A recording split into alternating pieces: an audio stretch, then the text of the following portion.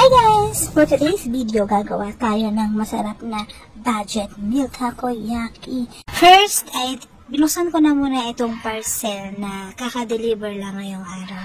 Itong si Kuya Delivery Rider. At syempre, bubuksan natin yung box para makita natin kung kompleto nga itong mga dineliver nilang mga ingredients para sa gagawin natin takoyaki. Ayun. Hindi ko naman ay kompleto. Meron siyang takoyaki pan, and Japanese mayo, takoyaki sauce, soy nori, katsuboshi, or chicken flakes. May kasama na rin siyang stick guys, and yung gloves. And yung flour, nandiyan din. Mamaya gagawin natin siyang butter, lalagyan natin siya ng egg. Siyempre, magbimix lang natin yung mga ingredients na yan. At, diba, bumili nga pala ako ng gulay guys, at tinatag ko, hinihalo ko dun sa flour, nilagyan ko ng egg, and tinimplahan ko lang ng asin at paminta. And yun na. Gumawa na tayo ng takoyaki. Yung takoyaki na din ako guys, wala tong octopus ha. Wala siyang baby octopus since hindi nga ako kumakain ng octopus.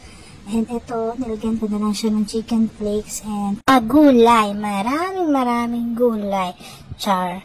Lagyan ko siya ng repolyo, carrots, sibuyas dahon. And kung gusto nyo lagyan ng cheese, pwede rin naman. Chicken flakes, asin at paminta, pantimpla. Sharon! Nakaluto na nga ako ng first batch ng takoyaki. Nagagalawan pa yung tuna flakes dyan sa ibabaw. At si husband din ay tinaray din itong takoyaki pan natin. At gumawa din siya ng takoyaki niya. At yan na nga guys, titikman na natin ang ating nagawang takoyaki. Let's eat guys! Ang po niya guys. First bite ni husband. Anong lasa husband? Masarap daw, sabi niya.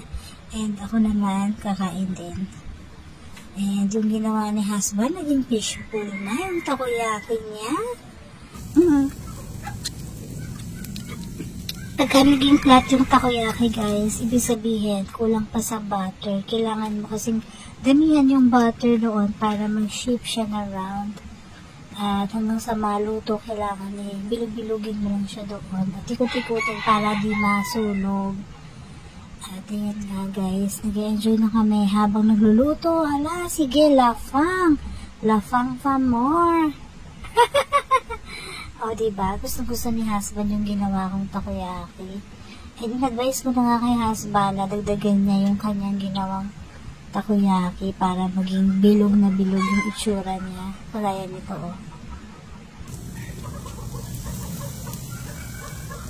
Guys, dinadagan ko pa ito ng takoyaki sauce and yung Japanese mayo.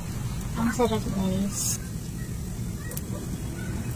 Though hindi talaga ito yung authentic Japanese takoyaki na madalas natin kainin at bilihin.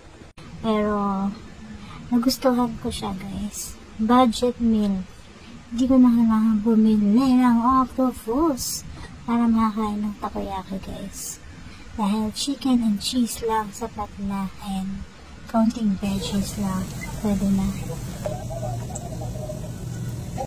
At ayan na nga, nagseryoso na nga ako sa pagluluto ng takoyaki.